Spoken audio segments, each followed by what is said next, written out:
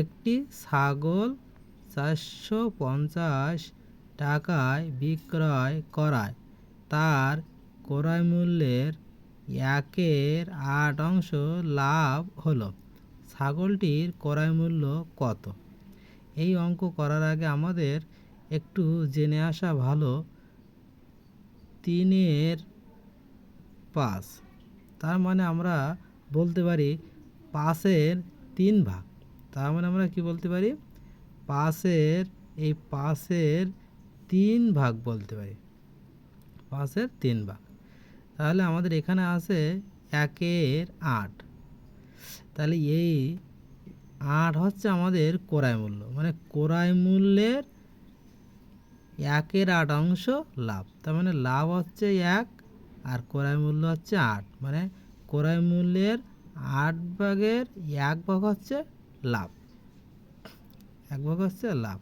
তাহলে আমরা এখন এদের সাথে একটু ধরি ক্রয় মূল্য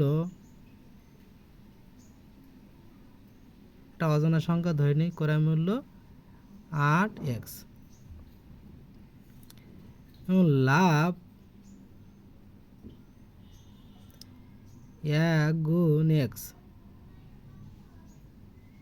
ক্রয় মূল্য এবং লাভের সাথে আমরা একই অজানা সংখ্যা ধরবো, তাহলে অনেক x x।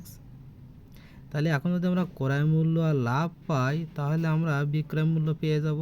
তাহলে বিক্রয় মূল্য সমান ক্রয় মূল্য plus love, 8x plus x সমান 9x। এখন এই বিক্রয় মূল্য সমান আমরা লিখতে পারি এই বিক্রয় মূল্য। তাহলে প্রশ্ন মতে কী হবে? 9x সমান 450 বা x সমান 450/9। তাহলে যদি আমরা 450কে এখন 9 দিয়ে ভাগ করি তাহলে আমরা পাবো 50। এখন এক্সের মান যেহেতু আমরা পেয়ে গেছি সেহেতু আমরা ক্রয় মূল্য এখানে বসে দিতে পারি। তাহলে 8x মানে কত? 8 গুণ এক্সের মান 50, তাহলে 50টা 40, তার মানে আছে 400।